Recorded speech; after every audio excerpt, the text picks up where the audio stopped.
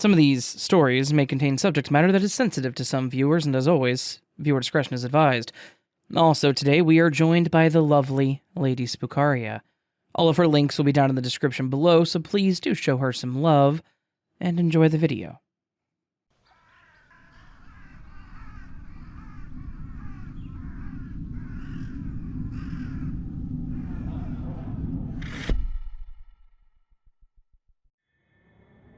A couple of years ago, I was driving by myself back to my little hometown in Idaho. My sister was going to be having her first kid, and it was going to be my first niece, so I wanted to be there for her. It was going to be about a 10-hour drive, and I was planning on leaving the following Friday morning since I was off and had the whole day to get there. Unfortunately, I had a maintenance thing come up at my apartment that I had to be there for, and, of course, when you're given a time frame of 4 hours, they will show up in those last 30 minutes and then take another 2 hours to complete it. Because of this, I ended up leaving around 6 or 7 that night. I was pissed, but I decided I would still head out that night. That way I could get there early, crash for a few hours, and be good to go. So, I got my stuff in my car and I headed out. Because I had planned this in advance, I already had a couple of bottles of water, energy drinks, and snacks ready to go. It was about mid-October, so the weather was great to just have the windows cracked, music blaring, and enjoying the ride. The view was pretty nice too, and there wasn't too much traffic at that time, so I was in a good state of mind. Unfortunately, I started crashing around 1 or 2 a.m. I didn't want to stop because I knew I only had a few hours left, but it was a struggle. I had finished off my energy drinks, rolled the windows down more, hoping for the chillier air to keep me awake, but nothing was working.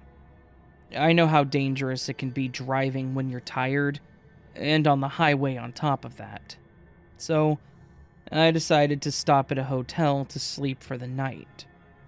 I drive a tiny 2-door coupe, so it's not exactly comfortable to lean the seat back and sleep. Otherwise, I would have just done that. I look for the hotel signs, and I get off the exit for the first one that I see. It was a little old looking from the outside. I don't remember the name of it, as it wasn't one of the bigger chains either. I just thought, as long as the door locked, and it wasn't too badly priced, I would stay. I didn't need anything other than a bed. So, I got out, grabbed my bag, and I headed in. The lobby was a bit eerie. It was dimly lit with a single couch and table area, and the desk had what appeared to be bulletproof glass around it. It also smelled musty, like it hadn't been used in years. Even the carpet looked ancient with its dark red theater-looking pattern. As I approached the desk and saw that it was empty, I noticed the door behind the desk that was slightly open, and I heard faint talking, like it was coming from a TV. There was no bell or any way to get someone's attention, so I just said, "Hello?" and waited. I heard the talking get quieter, and someone coming out of the room. It was a frail older guy, wearing what I think was something like long johns and a robe. He wasn't rude or anything, but he also wasn't very polite. But maybe that's because I was there at 2 in the morning and I was interrupting his show. He said good morning, asked me how long I was staying, and gave me my room key, and then told me the quiet hours and that there was no smoking allowed. I thanked him and walked off down the hallway. I got to my room, which then made me realize I definitely got what I wanted. It looked just as old in the room as it did in the lobby. Same red carpet, mustard yellow curtains, and bedding with the same musty smell. The air just felt still in there, so I quickly turned on the AC to get the air flowing. I sat my bag and purse down in the chair and went to the bathroom first. While I was in there, something just felt off. It was like that sense you get when you're being watched. I figured it was just me being on edge because I was tired and I was in a place that I wasn't familiar with, so I splashed water on my face, changed into my pajamas, and then got into bed. As I was laying there, though, that feeling would not go away. I tried just falling asleep and ignoring it, but unlike in the car, I now was unable to. And that's when I started hearing things. I couldn't really tell at first what it was, but it was really quiet. Like it was either a muffled TV or someone whispering. Trying to be reasonable, I was thinking it was just someone with the TV on too loud in the next room. So, I tried ignoring it. I think because of the situation, though, I started getting annoyed and actually smacked the wall a few times, hoping they would get the hint. It appeared they did as it got quiet, so I tried to focus on sleeping again. Not long after, I started hearing more noises, but this one made me jump, as it actually sounded like someone was whispering in my room. I quickly turned on the light and looked around, and I didn't see anything. Now that I'm spooked, I turned on the TV to have some of my own sound to try and help. Unfortunately, the whispering kept up. It wasn't constant, but I could hear it, and it all just sounded mumbled. I couldn't make out anything until the end when it sounded like it was right behind me and it just said, "It hurts." It made me jump again. I looked behind me towards the door and I just saw a dark figure. It looked like a child or maybe a young woman. I quickly turned on the light and it was gone. Now, I know I turned on the air, but it was just on fan. So the air was moving, but it was freezing in that room. I went and looked at the unit, thinking maybe I did turn on the AC, but it was still on fan. I turned it off since it had gotten so cold in there, and then I turned on all of the lights, turned the TV louder, and tried to forget about it all. It wasn't much longer when I started feeling something at the edge of the bed. I again tried to rationalize that it was just the comforter moving or falling, until it started feeling like someone grabbing my foot.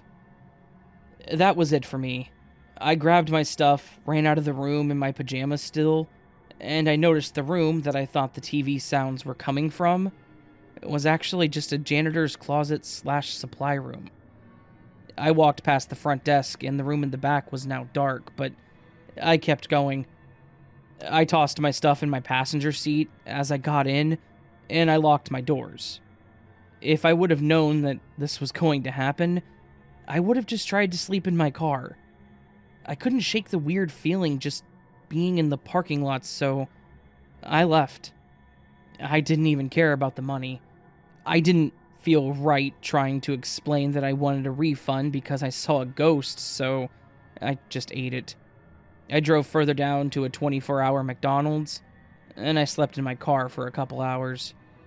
I used the restroom to change into clothes, grabbed a large coffee, and headed back out. When I got to my sister's, I told her all about it, and she believed me. She's very into the paranormal, so she enjoyed the story, but me, not so much. I wanted to look into the history of that hotel, but I couldn't remember the name of it. One of these times that I go over there again, I'll have to try to find it for her, but it'll be during the day, and I promise you, I will not be staying there.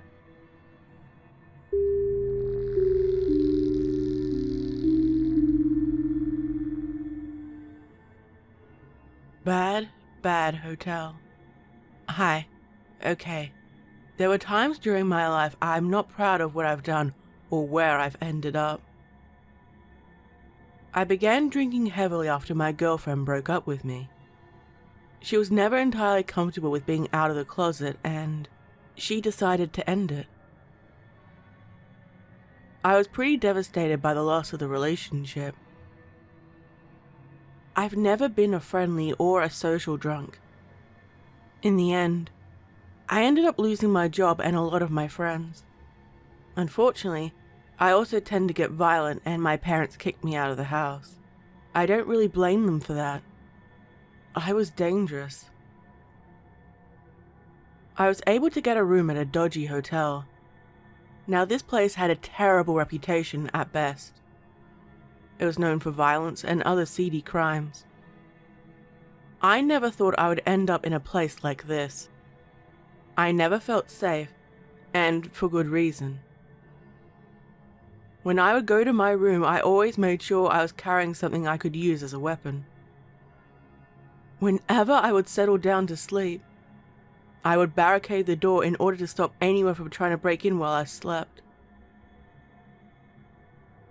Whenever I left the room, I would be leered at or had men ask me to do sexual things.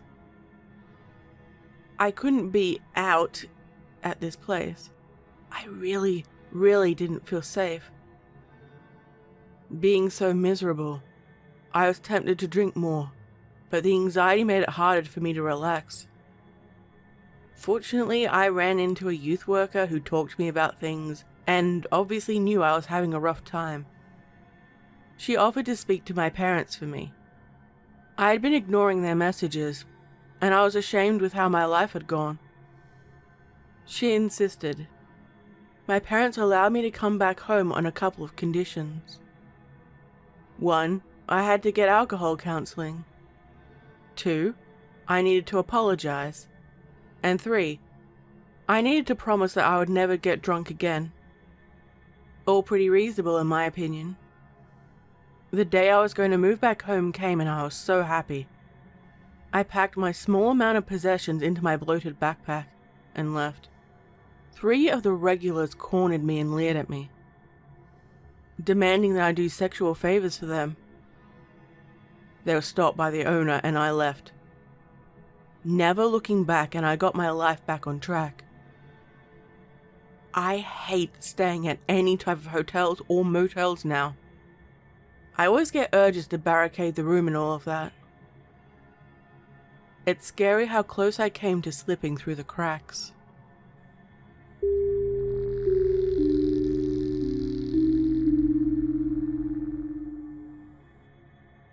I've been a hotel manager for quite a while, and I've seen my fair share of the absolutely insane.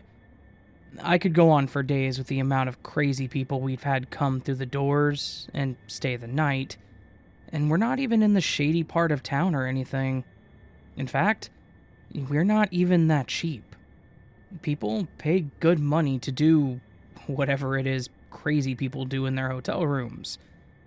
I'm not going to guess, and I'm not going to judge. Like I said, I have plenty of stories that I could go on about. The first one of note, there was a group of swingers that decided that our hotel was a great place for them to get together. Again, I'm not gonna judge. You do whatever it is you do behind closed doors, and that's fine. The problems started happening when the groups started getting larger, and the noise complaints started happening. We had a number of people call down to the front desk, saying that they thought the person in the next room over was being hurt, choked, murdered, etc. We had to pretty much just assure them that we would look into it and call up to the room to make sure everything was okay. When they didn't answer the phone, we would have to go up there, and that was a mess. Literally. At one time, I had to go do the knocking, and one guy answered the door completely buck naked. Quite literally zero shame.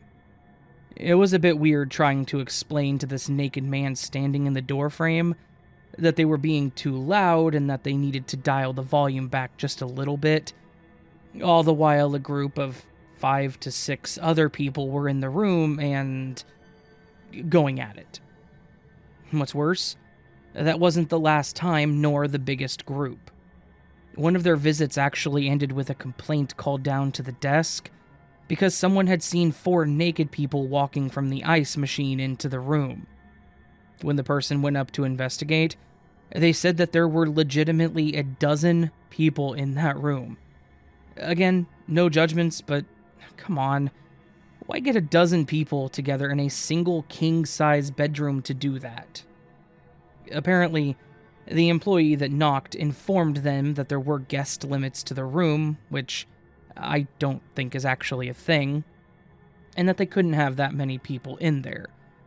This, of course, upset them, and they ended up leaving a bunch of negative Yelp reviews for our hotel. When they left the next morning, the cleaning crew said they left a number of adult toys, content, magazines, and condoms all over the room, and that they had pretty much trashed it.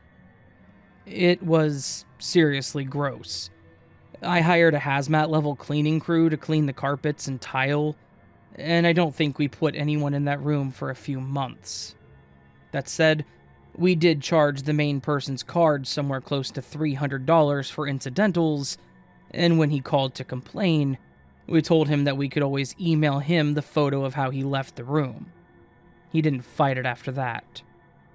Another story that stuck with me, albeit for a much sadder reason, was this one guy that had paid for the room for a week. He had done what most people do. He dropped the Do Not Disturb sign on the door as soon as he got there. After 3 days of the sign being on the door, if no one has seen the guest leave the room, come down for a meal, or anything like that, we will give the room a welfare check in the form of a phone call. If no one answers, we actually will do a quick knock on the door to make sure the person is alright. Unfortunately, you can probably see where this is going. He was definitely not alright. When we called the room, there wasn't an answer. The night desk person sent one of the cleaning crew to knock, and then do a room check if the person didn't answer. When they did, they found the guy sitting in the chair in the corner of the room, completely lifeless. On the floor around him was a number of pill bottles and a huge handle of liquor. He actually left a note, too, with contact information for his daughter that apparently lived in the city, and why he did it.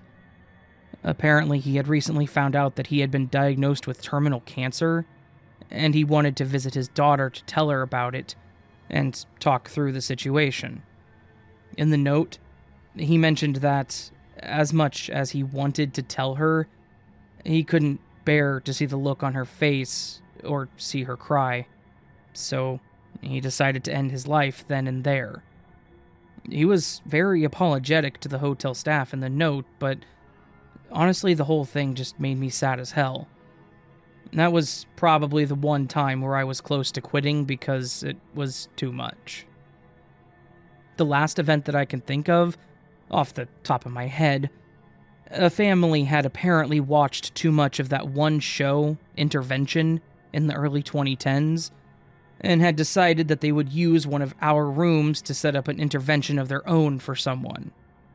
They, unfortunately, played the entire thing wrong, and had made the person that contacted the other person set it up like it was going to be a drug deal.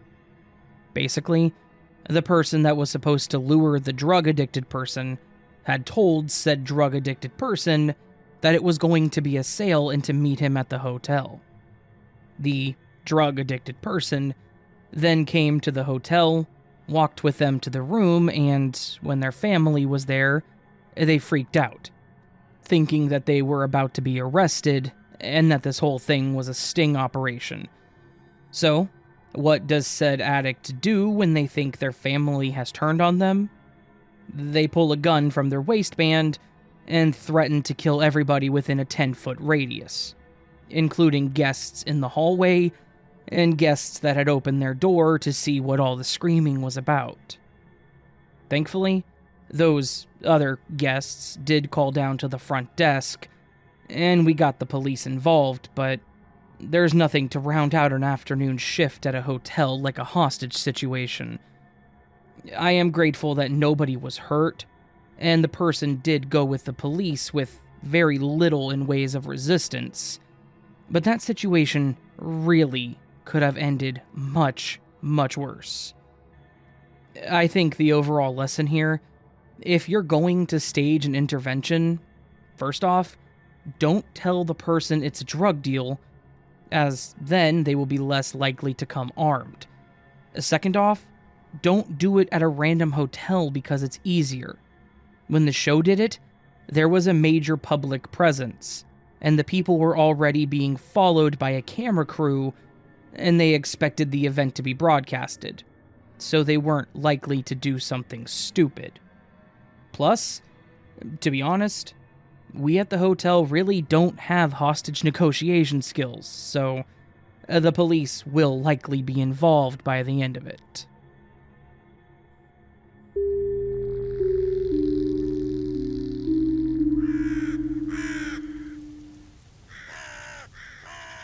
So this was a collection of hotel horror stories. Hotels are nice places to stay if you need a break, but they can also be creepy as hell. I think the creepiest thing that's ever happened to me at a hotel, there was one time Patience and I were doing a road trip, and we weren't staying at this hotel. We just stopped to go to the restroom because it was a long drive. We went to the hotel, and apparently we went in the wrong door, and the part that we went into was what looked like an abandoned Catholic school or church or something. It was kind of creepy. There was a lot of religious imagery all over the walls, and like little coves with candles with the Virgin Mary on them and stuff, and little figurines, which wouldn't be terrifying, except this hallway was almost dilapidated, like falling apart. Like the brick was falling off the wall, the ceiling had caved in for part of it. It was legit an abandoned building, and then we realized that connected to the building was the main room for the hotel. I don't know where any of the actual rooms in the hotel were, but they thankfully did have a public restroom, so that was nice. It was weird. I think it was somewhere in Wyoming, I think. I don't remember exactly where, but anyway. Hopefully you all enjoyed this, and if you did, please do hit that thumbs up button. I would really appreciate it. If you're new to the channel, consider subscribing. That would help me a lot. And if you want to support me further and tell me that I should keep doing this no matter what, that you desire me to push forward and never ever stop, you can go to patreon.com/astheravendreams or hit join down below, where for $1 a month, you can get early access to my content. It's good stuff. For the higher tiers, you get better stuff, like a poster. Giveaway coming soon. I am going to set up the Google page for you all to put your information in for the drawing. I will be doing several sticker packs. I will be doing 2 posters. I have a wallet that has my logo on it, and I will also be doing a couple t-shirts. So be ready. Lots of stuff to give away. Stay tuned. I'll make an announcement on that soon. Yeah, all that said, my friends, I hope you all have a gorgeous day. I hope I see you on the next video, but until then, sleep well.